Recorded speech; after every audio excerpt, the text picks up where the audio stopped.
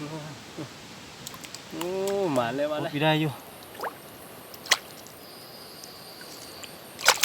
เอ้ยน้อยปล่อยมันไปเรื่อยปล่อยไปเรื่อยเป็นแต่เยอะเลยครับวันนี้นะ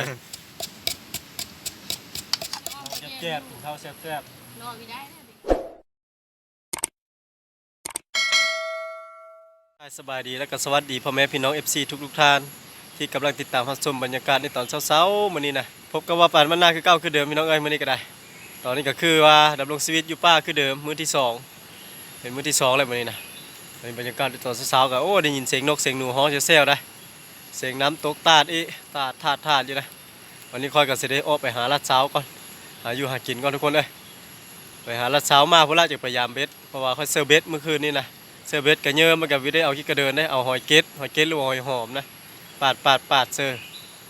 จะมันสีได้สีมานสำเร็จรอบมีแต่พุ่นละมาแต่ละเช้าพุ่นละจังสีลงไปยามนะลุ้นน้ำเดียวทุกคนเลยมันสีได้สีมานบ่มื้อนี้นะตอนนี้กับบรรยากาศยังเช้าๆอยู่ทุกคนเลยถือว่าคืมฝนนะฝนตกลัดเช้าหน่อยนึงกินนี่นะถือว่าพอดีคักเลยเขาลัดมื้อเช้าเลยนะวันนี้สิคอยจอบไปเลยทุกคนเลยคอยย่างแห้งมันสีได้ยินมันสีเห็นนะคอยย่างคอยไปนะเพราะว่าคือสีมานนะมันนี่นะพอตอนนั้นก็ทุกคนเลยจอบพี่ทันมันจะมาเห็นก่อนไปก่อนเลย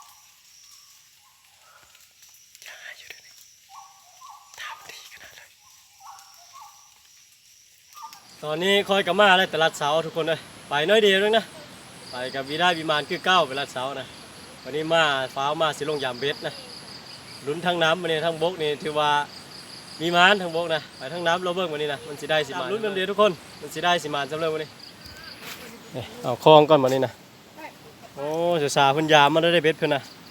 โอ้ได้ปลาคอใหญ่อีมาได้เบ็ดเจ้าสาได้โอ้ปลาคอใหญ่เลยกำคาดเลยทุกคนเลยโอ้ปลาดุกอีได้นี่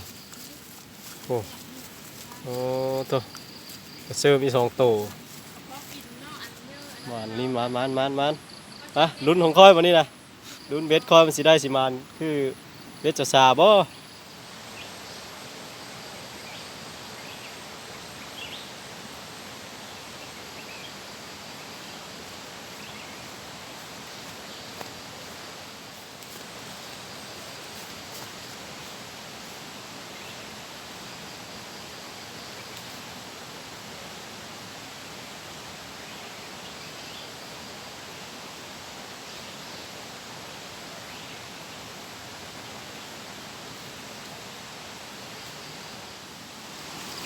เบ็ดค่อยหลังนี่น้ำแห้งปะแล้วทุกคนเอ้ยโอ้น้ำแห้งปะแล้วนะถือจะดีได้น้ำแห้งปะแล้วถือจะดีนะถือปลาเย็นโอ้ถือปลาเย็นหมดกัดแล้วทุกคนเลยหมดกัดแล้วโอ้เถอะน้ำแห้งปะโดนเสื้อน้ำลายไหลแถวห้องนี่กันเย็นฮะละหมดกลิ่นมันอยู่เทิงบกพี่โอ้เสียของแล้วทุกคนมาแล้วเต็มนึงเลยหลังแรกแห้งมาเลยนะ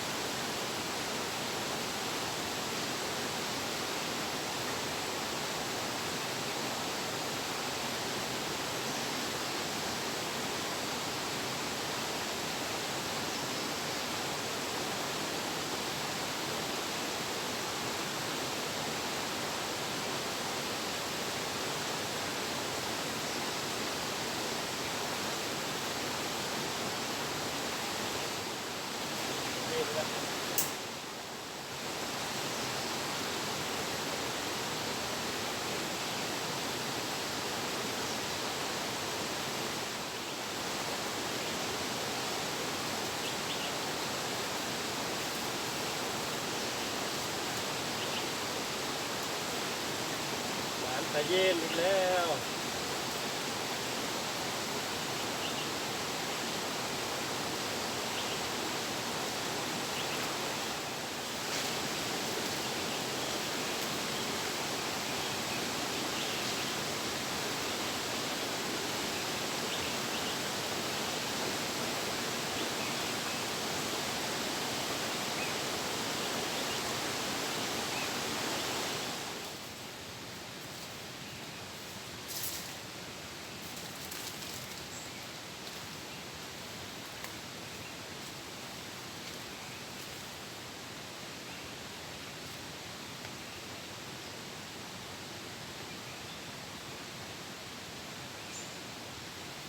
มีชื่อคนเลยมีหมาน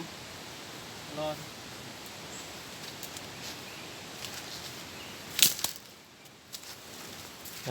ยามหลับต่อไปเบื้องหลังนี่คือทรงคือทุกคนโอ้นี่เข่งๆหลังนี่ถือป่าฟ้าว้ายถือป่าฟ้าทุกคนหลังนี่ว้ายป่าฟ้าถือป่าฟ้าน้อยทุกคนหลังนี่นะมาแล้วคอยโอ้โอ้โอ้ห้องเลยบ่นี่ห้องเลยลงโป๊ดก่อนโอ้มาเลยมาป่าฟ้าทุกคนรอบนี้นะว้ายโอ้ตัวน้อยตัวใหญ่ทุกคนเลยโอ้มาแล้วเช็ดหาดไปเถอะหาดไปเลยก็เศร้าแล้วนี่นี่มาแล้วทุกคนหลังนี้ในป่าฟ้าน้อยโอ้ตัวโอ้เสียแต่มันน้อยมันใหญ่สิคักแซ่บเลยนี่เช็ดไปเลยไหวใช่ตบเลยห้องน้อยนี่ค่อยกระเซิร์ทุกคนในคืนนี้เลยว่าเซิร์เบ็ดมันหกอยู่พุ่นละไม่บีเมิร์ดแล้วมาเซิร์นี้โอ้น่ะบีทื่อมันบีร้อนเลยบีทื่อบีร้อนซ้ำเลยบ่มานหลังนี้คือเลยทุกคนเลยล้างนี่เด้ดีถือแล้วเขาน้อยถือเขาน้อยทุกคนเลยเดี๋ยวถือเขาใหญ่ขึ้นทันโอ้น่าได้แห้งได้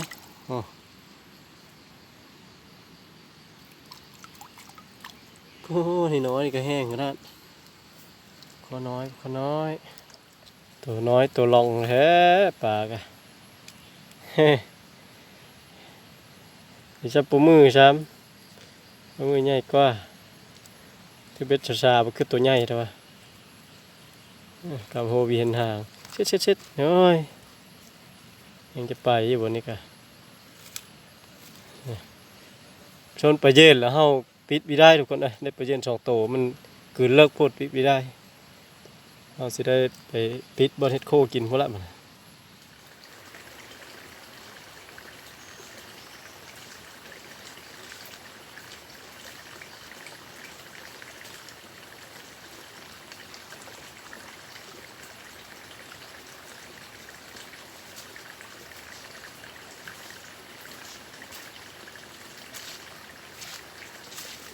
น้ำแห้งมาแล้วทุกคนเอ้ยเบ็ดคอยแม่นอยู่เทิงที่บ้านนี้เชื่อวังเลยคือเชื่อวังนี้บ่เชื่อวังนี้ลางนึงคือว่าร้อนหล่นเลยคือบีเห็นแล้ว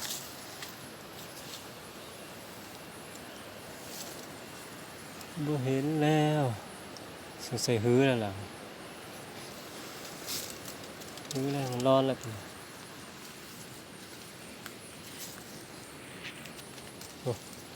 ตอนเชื่ออยู่แต่พูดน้ำนะตอนเชื่อน้ำอยู่แต่โน่นพี่บัดมายามมื้อเช้าเสือน้ำลงแห้งเลย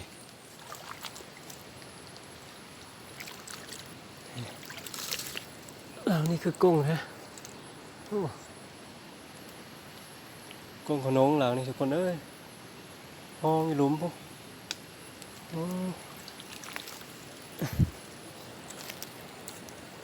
เช็ด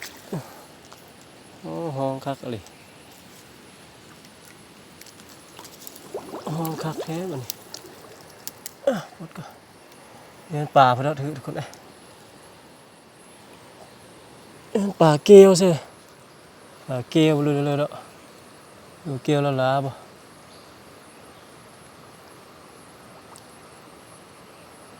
เฮ้ยเห็นแล้วปลาเชื่อมปลากดทุกคนเอ้ยโอ้โหเด็ดเกลียวคักอะไรบ้านี่ดูดคักห้องคักแต่แท้ห้องคักแต่แท้บ้านี่ปลากดก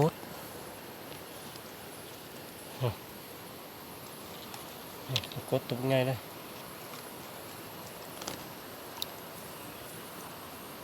กดตัวไงเลยมันห้องปลดวิได้อยู่เอ้ย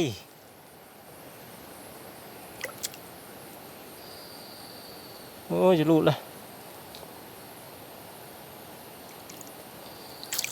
ได้ปลดวิได้ปะนี่ปลดวิได้ทุกคนเอ้ยเกี่ยวขับนะเกี่ยวโอ้เลิกเลยอะไรโอ้ยเป๊ะละเลิกเฉยอะไรมื้นขนาดหมดเลยโอ้เกี่ยวไปเลยเลย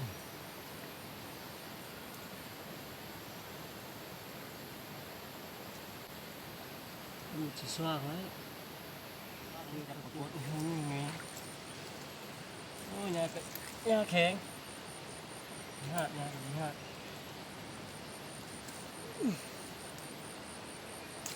ยามีดอ่ะเกี่ยวครับเกี่ยวแหน่เกี่ยวแท้เกี่ยววาลิ้นให้ตัวมันบรูดคนนะ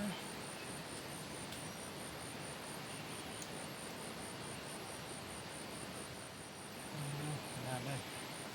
นี่ตัวมันเกี่ยว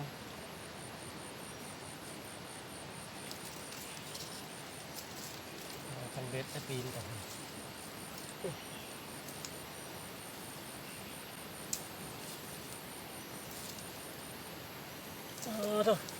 เพื่อสีได้เพราะธรรมดานี่กดตรงใหญ่เลยกดโทนทุกคนเลย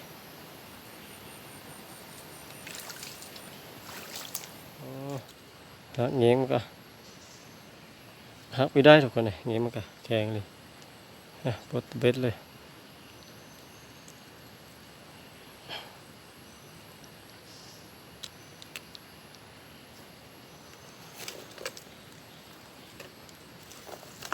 คอก็จะความตลอดโอ้เนี่ยมีขายง่ายได้แล้วเนี่ย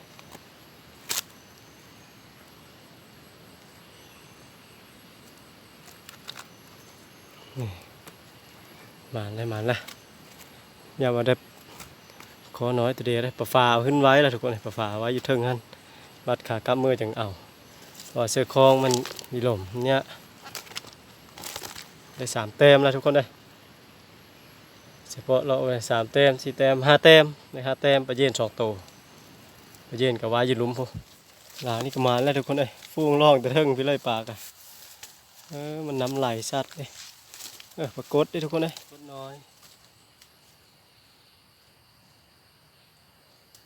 มัน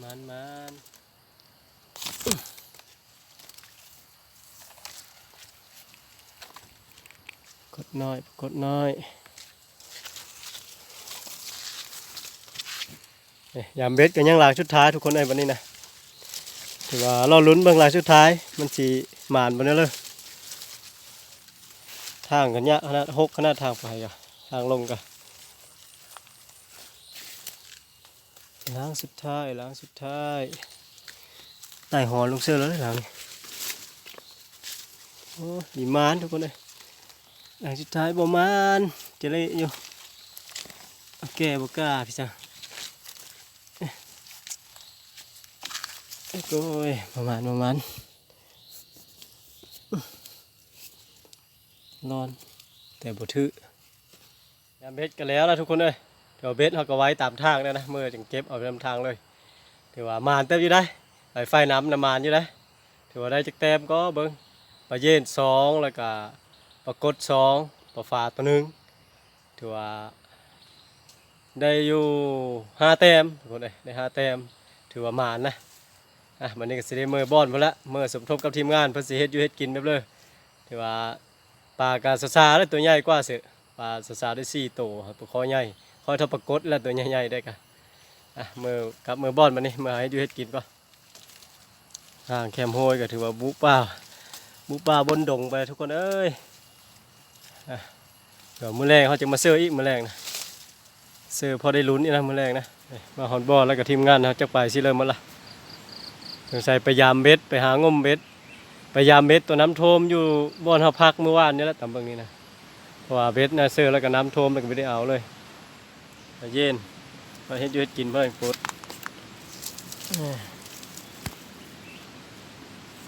ไปเย็นมีคลองอีกปรากฏนี่ปลาก็เสื้อแย้งเรียบร้อยงานเราก็มาครบแล้ววันนี้นะ นอนจีดีก็ได้ชื่อได้ ได้บ่ปลาทื่อเบ็ดแต่ว่านนี่นะ เอาเดี๋ยวหน้ามันยับมาพี่มันยับมาทางนี้ เฮ็ดแต่กินอยู่บ่ เนี่ยเด็ก เฮ็ดไปได้เลยนี่ คือขึ้นอึ้งๆล่ะ จัดวันเห็ดแดงเลยกับ ปลาทื่อเบ็ดน้ำโทมแล้วก็ในตัวใหญ่จังดีเลยหนาวล่ะแนวแต่ว่านนี่แต่มื้อซื่อนี่เนาะ เวลา เฮ็ดให้เลิกกินบัดนี้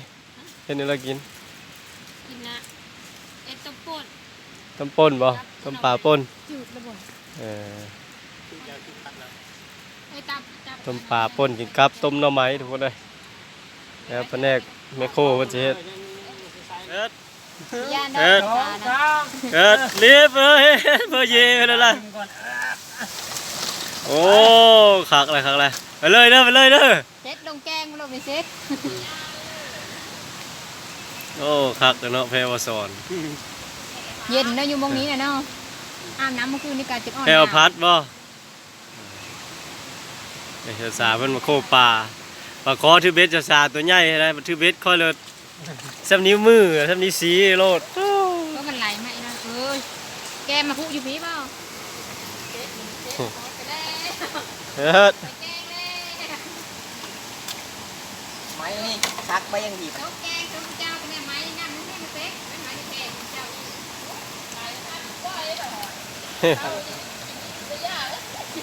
โดดเลยลอยเลย ขี่ลงแกล้งแล้วจังคัก 12 โมง 7 โมงแล้ว ปรากฏโทนได้ไหน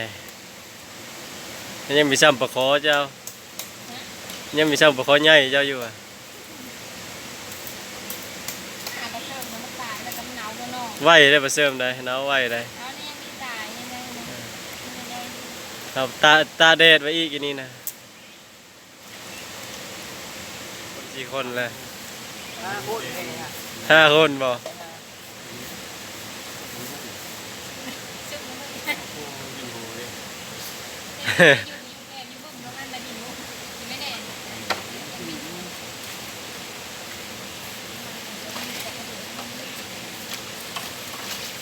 ปลาเย่นนี่มันมักถืออยู่ตื่นนะปลาเสี่ยวห้องน้อยห้องตื่นแล้วถือปลาเย่นนี่นะห้องมันตื่นปลากดปลาดุกอีเสบนลึกๆน้ำนี่น้ำคุยๆแหละมีปลาลุ่มด้วยมันจิซาปลาดุก แพ่ห้างซ้ำ แต่ละพ่อแม่ดู โดนเลยขอใหญ่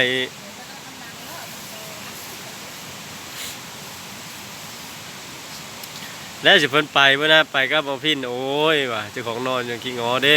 เพื่อเอาเดียววิได้แล้วว่ะคือสิบีผ้าเดี๋ยวลงน้ำแล้วว่ะมันน้ำมาแห้งมันซัดได้เนาะน้ำนี่คือว่ามุ้ยแต่มันเลิกมันซัดได้โอ้ได้ปรากฏบ่แม่นไปซิดเบ็ดแล้วได้ปรากฏซำนี้เด้แต่มันละฟื้น อันปีตายเนี่ยก็ชิดได้2-3 โลมีได้ว่า โอ้โห น้ำเดือด ชิดบอลเดียวนั่นบ่ น้ำขึ้นต้มน้ำขึ้นแบบนี้ล่ะกันน้ำขึ้นเลยไม่ได้ น้ำมุนดำจุดแดงกับแปดดำ โคตรนี่เป็นตัวน้อยเนาะพัด ตรงนู้น2 ขีด แกงน้ำเต้า นี่แหละเขาเด็กเขาเป็นนั่งเบิ่งนั่นน่ะได้โลด6-7 โตได้น้อย6-7 โตตัวกว่านี้ ปีนี้โซนก็ได้เด้อมื้อละขึ้นมาซิดเด้อ ได้หลายใช่ ไม่ได้ มันยามมันเนาะ กันทอด ไปหอนยามบ่ เอาวันนี้ไปยืนด้วยเอาไปย่าง เขาสิเซลเขาสิเอาเบสบ่แม่นมาลองเบิ่ง มาแล้วจะมาสิปัญญานะ เออย ามดึงซิปเนาะดึงตอน นั่นแหละคอยซิดเบสก็มีเป็นถ้ามีแฟบหำนั่นได้ซิดได้แกล้งไปมันมีไป แกงลงไปแล้วกันมีดูท่ามันยังยอกกับปั้นเอาว่าอันนี้มันนะ เอาแล้วขี้กระเดินมีเนาะมันกินมันมีขี้กระเดิน อันนั้นเลย ซิป เอาจะดีไหมย่าว่า ใส่คอแล้ว เออสุดมันขี้ประคอนี่เนาะเพราะว่าเฮาเอาหอยหอมเสื้อเนาะหอยหอมหรือหอยเกล็ดเสื้อ ป้าได้เนาะเอาลงมันนี่ไงกับป้ามันมันกินเล็กเว้ยผมมีเอายกยี่ห้อมีเอาไปยัง บ่หอยกับการนะการนะไปเย็นนะค่อยจะญาติแล้วค่อยโคไปเย็นนะโคเข้มน้ำให้กระเต็ก จังเริ่มมาแล้วรู้ เออ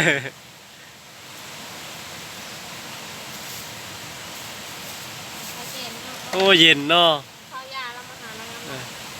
กินข้าวอยู่นี่คืออะไร ยามเดือน4เดือน5นะพอดีมานั่งลิ้นเดี๋ยวนี้เนาะ อันนี้ลาย ผมไม้กับเรียนโจ้ยๆโอ้ตะมีขึ้นเชื่อมาบ้านแล้วใช่เต็มถ้วยเลย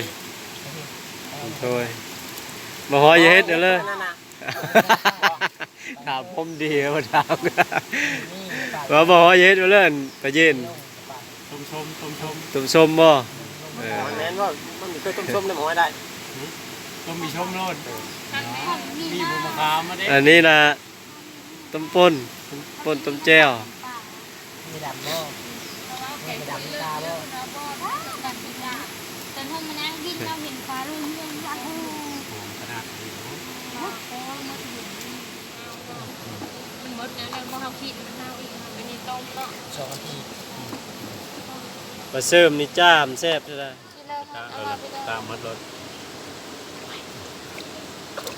น้อยกันนี่เรา ที่เบิ่งคันเป็นตากับบ่เฮ็ดน้อยก็ได้ ถ่ายนี่ นั่นสินั่น ป้าเจ้าตัวยาว เป็นถือมันเลยถือ จีนนั่งปะกุด พอไปยามนะพอไปยามค่อยว่างูเนี่ยโหมันจะลอกออกมาน่ะจะดีนหมด น้อยดีเนาะ น้อยปล่อยมันไปไม่ได้ปล่อยไปเลยล่ะ มันมีตายว่าปล่อยนะ เราเอามาก่อนคันเอาได้ เอาเลยขึ้นยิ้ม เออ น่าเด็ดตื้อ ลองมือเด้อ ปลดมันก้าวมันมีตายปล่อย แซ่บโอ้ยโอ้ยลิปมันพูดเด้อ น่าอย่างนี้ว่าไปเช้าเลยว่าซอนโอ้มาดกว่าคอยแล้วเจ้าเนาะ ไปสองโต ได้สองแต้ม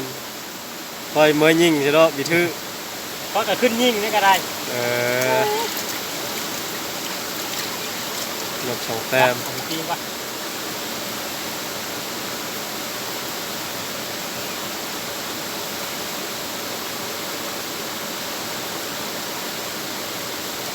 ก้อยอันไปแต่เช้าจะว่าได้นกเป่าเอานี่เฮาสองเทื่อนึงสมมติ ขึ้นยิงได้เลยไปแต่เช้านะ ขึ้นกาขึ้นไปชูได้ขึ้นง่ายๆเลยชูกันไหนนี่ โอ้ ได้ย่อยๆขึ้นละกะวันหนังก็มีจะนั่งก็ได้ยืนก็ได้ยืนจีนก็ได้นั่งก็ได้ ทำได้สองคนเนาะคนนึงขึ้นยิงคนนึง ตาราง ถ้าเก็บตารางพี่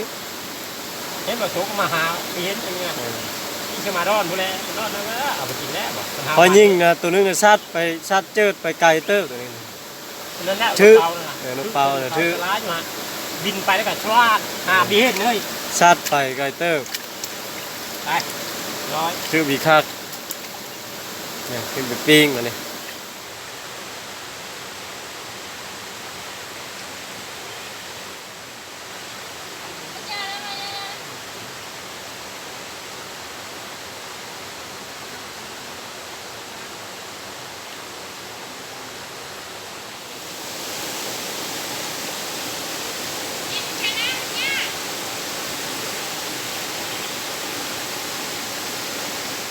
โคกันแล้วเรียบร้อยเนาะโคปลากันเฮดเลอร์ปลาฟ้าแล้วนะปลาฟ้าเฮดเลอร์ โอ้ยเร็ว ปล่อยแล้วบ่มันยังน้อยอยู่เนาะปล่อยให้มันใหญ่มันยังน้อยมันกระเทินเฮ็ดกินกระจักสิเฮ็ดเด้อเลยมันน้อย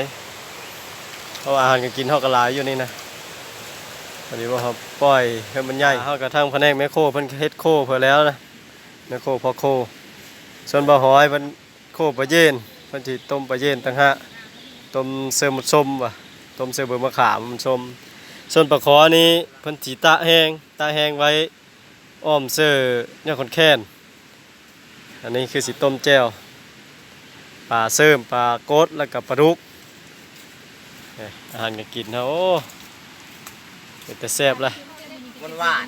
เพิ่นปลาเย็นนี่บ่หอยเพิ่นสิต้มส้มเพิ่นว่าได้จักเพิ่นสิเอาเบิ่งมะขามจักเพิ่นสิเอาหมดส้มดอกเด้อ ปรุงแล้วนี่นะ ปรุงแล้วนะ ตอนนี้ก็ปั้นทุนหน่อไม้ต้มหน่อไม้ นี่อันนี้หักขาคือมันลุกนี่เลยกันที่น้ำมัน ต้มปลาเย็นก่อนบ่เออ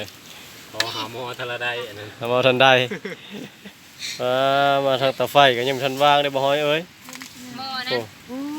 ปิงนก ยังปิ้งนกมาสอนแล้วก็ก็เล่นได้นกค่อยเมื่อวานนี่ได้ นี่เนื้อเกล็ดนะ โอ้ขาเขาก็ยังเต็มอยู่ได้กระดูกฟ้านเขานะยังเต็มอยู่เพียบเลย เดี๋ยวแม่ ไม่ได้เอาตาแดดเนาะ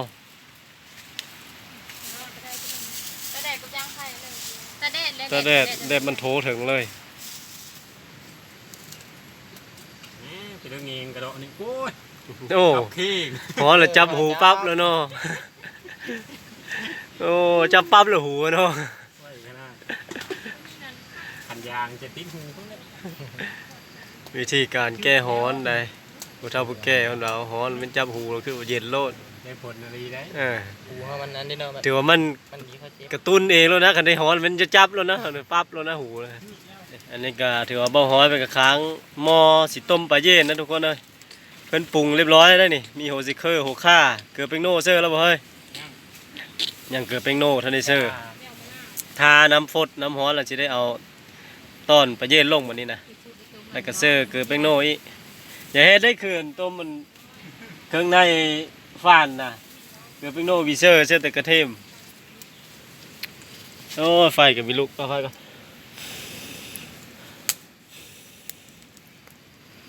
ภาษาบักกะตำแจ่วสีกินกับหน่อไม้ทุกคนเลย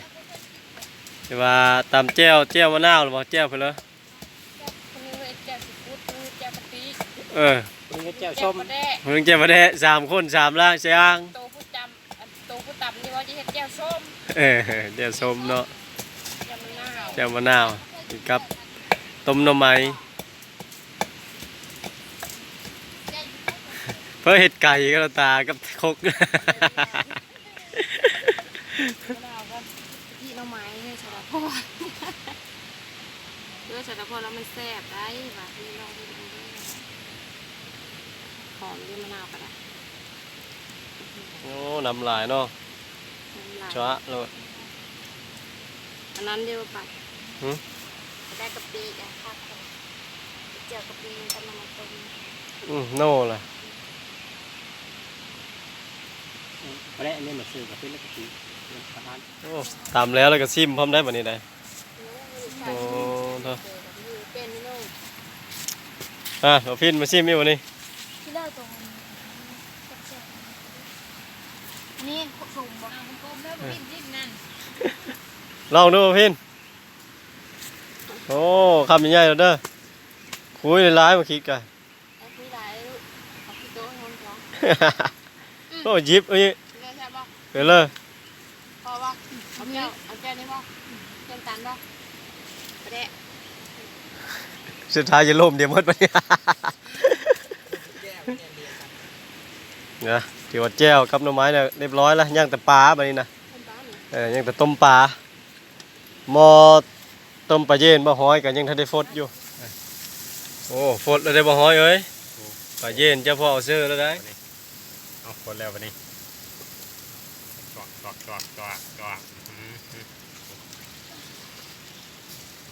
บางตุยบ่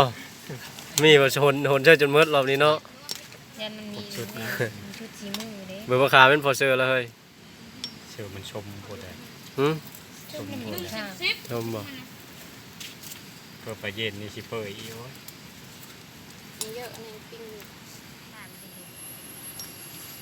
ฟดคักเลยเนาะปูนขึ้นละเซ็ดรถแล้ว ไปได้ใจขนาดเท่านี้ ฝน ยุ่ง คอยเอามามัดกุ๊กเลยเบอร์มะขามกัน ชมมาต้มซุ่มเลยเนาะปลาไหลหรือว่าปลาเย็นบ้านเราว่าปลาเย็น โย่บ่ฮอยเป็นยานมันมีชุดสีมือเด้ เย็นปลาไหล ยานสีมือตกรอบนะ เอามามุดกุ๊กโลด เป็นแต่เยอะเลยครับวันนี้ได้โอ้ตอนสมัติเนาะสมัติตู้เยอะเลย ทีหน่อยหนึง อันนี้หน่อยหนึงบ่มาพอจะเยอะทิพข้าวมานั่งจำอยู่นี่แล้วบ่นี่ โต โย เอาจำมันชุกี้มาโลมโลด โอ้เป็นแต่แซ่บแล้วหม้อก็พอดีเลยนี่หม้อน้อยเอาล่องเลย พอดีน้องมอนี่เนาะ ถูกแล้วเนาะต้มปลาเย็นเนาะแซ่บแล้วเนาะ ไปสอนก็แซ่บเลยชิมชมชมโบงแล้ว เออ โอ้โหหอนอดีใจครับ ฮอนแล้วก็บายโฮแล้วแม่ เอาเลย เจ็ดโหโหนั่นความมันได้ค่ะข้าวก้านปลามีโก้โบ ดินได้เฮ้ย ดิน พักแก้สอนแล้ว เอาตัวนี้ขึ้นแบบนี้ โอ้โห เพราะว่าได้กินพร้อมเดียวเด้ ติดต่อเลยเนาะ เพื่อนนี่นะ มาต้มปลา ต้ม บ่ ปลากดต้มปลากดไหมต้มผักอีตู้ ต้มปลาอีกต้มป่นต้มน้ำมันส่วนข้าวถึงนั้นได้โบ่งนะวงชันแบบนี้ อ่ะมาเบิ่งหม้อต้มปลาเฮาทุกคนถือว่าต้มปลากระซองต้มนะต้มปลาเย็นนะสุกแล้ววันนี้ยังต้มปลากดกับปลาดุกอันนี้นะสีต้มป่นบ่ภาษามันสิต้มป่นกับหน่อไม้ฟดแล้วนะ แต่ละพอดคนก็มีหลาย แม่นสุกแล้วนี่นะเพราะว่าสิสุกแล้วเนาะ สุกละสุกแต่ว่า ยันทบปลาดุกแล้วละโอ้ฟดคักอะไร คนแบบเป็นโตเลยเป็นโตเนาะคนก็มักมือมักตัวเย็นแล้วเลยเขาตำแก้วแล้วก็เขาก็ตักหมาเชื่อแล้วก็แหนมมือนั่นนั่นแหนมมือ ยังสุเลยป่นอยู่ป่นแบบเลย คนแบบ เป็นโตเลยตำแจ้วขลุ่นซะเลยเนาะ จำแจ่วแบบกุ้งเครื่อง โอเคบัดนี้นะหม้อปลาเย็นหม้อหอยปงหม้อปลาแจ้วสาปงบัดนี้ ซิงปัก เดี๋ยวไป โอ้ยปลายนะคักอะไร ได้ยังบ่ครับ อาซีนมันนะมันเดินเท้าเดิน เป็นแต่แซ่บเนาะ ซิงคือปลาแซลมอนวะ ปลาเสริม ซิงคือปลาแซลมอนวะ เสริมเป็นตะโน่เลย ไปป่นบัดโอ้ยก็ไม่จงเบอร์ทางเบอ ปลา ร์ กดก็เด้อ แม่ปรากฏจะสายมีมีเสียเป็นตาแดดอยู่ทุก เดี๋ยวปลาเย็นก็เป็นของบ่หอยล่ะปลากดค้อยบัดนี้ อย่าพาเว้าได้ปั่นบ้านอื่นในบ้านแรงกันผัดข้าวแกงปลาคอผัดแฮม ปลาคอไปเด้อจะทำเมิร์ดดีเมียนตักกับเจ้า ค่อยกินตะพุงมาละยะเนาะ มันเอามาเจอพีหลังเฮ้ยใช่ เสือหั่นล่ะ ตุ่มพีหลังอันนี้แก้วมุนน้องพีสาวตะพอนตำแล้วแล้วก็ตักแก้วชนิดแล้วก็เอาน้ำหวาน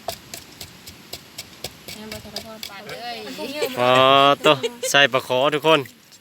แต่สาแพงค่อยขนาดโลดสุดยอดเลยนี่ พุ่งปลาคอใจบ่ อ๋อต้องขอบใจเด้อว่าสอนน้อยใจแล้วรอบนี้นะ จักมันขี้กระเดิน โอ้มันอันนั้นได้มันกินหอยหอมได้ เราคือไปสอนนี่เด้อบ่ อืม